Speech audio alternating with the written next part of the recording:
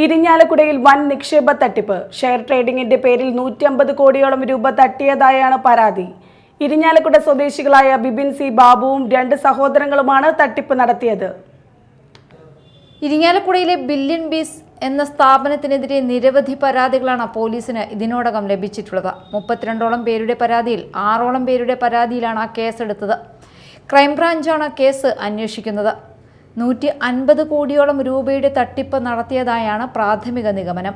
1,95,00,000 രൂപ നിക്ഷേപിച്ച ആളുടെ പരാതിയിലാണ് പോലീസ് ആദ്യ കേസെടുത്തത്. സ്ഥാപന ഉടമകളായ നടവരമ്പ് സ്വദേശി ബിബിൻ, ഭാര്യ ജയ്ത, ബിബിന്റെ സഹോദരൻ സുബിൻ എന്നിവർക്കെതിരെയാണ് കേസെടുത്തിരിക്കുന്നത്. ബിബിൻ, ഭാര്യ ജയ്ത, ബിബിന്റെ സഹോദരന്മാരായ സുബിൻ, ലിബിൻ എന്നിവരാണ് സ്ഥാപന ഉടമകൾ. 10 ലക്ഷം രൂപ നിക്ഷേപിച്ചാൽ പ്രതിമാസം 30,000 രൂപ ലാഭവിഹിതം തരാമെന്നും ട്രേഡിംഗിൽ പണം നിക്ഷേപിച്ചാൽ കൂടുതൽ ലാഭവിഹിതം നൽകാം എന്നും പറഞ്ഞായിരുന്നു തട്ടിപ്പ്. ട്രേഡിംഗിലൂടെ ആദ്യകാലങ്ങളിൽ വലിയ തുകകൾ ലഭിച്ചിരുന്നതായും അത് നിക്ഷേപകർക്ക് നൽകുകയും ചെയ്തതോടെയാണ് സ്ഥാപനത്തിൽ വിശ്വാസമർപ്പിച്ച് കൂടുതൽ പേർ പണം നിക്ഷേപിച്ചതെന്ന് പറയുന്നു. എന്നാൽ പിന്നീട് നിക്ഷേപകർക്ക് പലർക്കും പണം തിരികെ ലഭിക്കാതായതോടെ സ്ഥാപനത്തിലേക്ക് പലരും പണം അന്വേഷിച്ചെത്തിയതോടെയാണ് ഇവർ മാസങ്ങൾക്ക് മുൻപേ അത്യാഡംബരമായി നിർമ്മിച്ചിട്ടുള്ള ഇരിങ്ങാലക്കുട ബസ് സ്റ്റാൻഡ് AKP റോഡിലെ പാം സ്ക്വയർ ബിൽഡിംഗിലെ സ്ഥാപനം അടച്ചത്.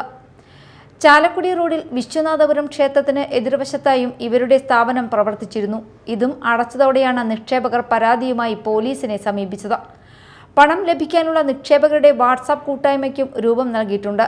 ഏകദേശം 150ഓളം പേർ ഇപ്പോൾ തന്നെ ഈ കൂട്ടായ്മയിൽ അംഗങ്ങളാണ്. പ്രതികളുടെ അക്കൗണ്ടുകൾ വഴിയായിരുന്നു പണം സ്വീകരിച്ചിരുന്നത്. സ്ഥാപന ഉടമകൾ ദുബായിലേക്ക് മുങ്ങിയതായി നിക്ഷേപകർ പറയുന്നു. വരും ദിവസങ്ങളിൽ സ്ഥാപനത്തിനെതിരെ നിരവധി പേർ പരാതിയുമായി എത്തുമെന്നാണ് പോലീസിന്റെ കണക്കുകൂട്ടൽ. സംഭവത്തിൽ പോലീസ് അന്വേഷണം ആരംഭിച്ചു. Media time, Irinjalakuda.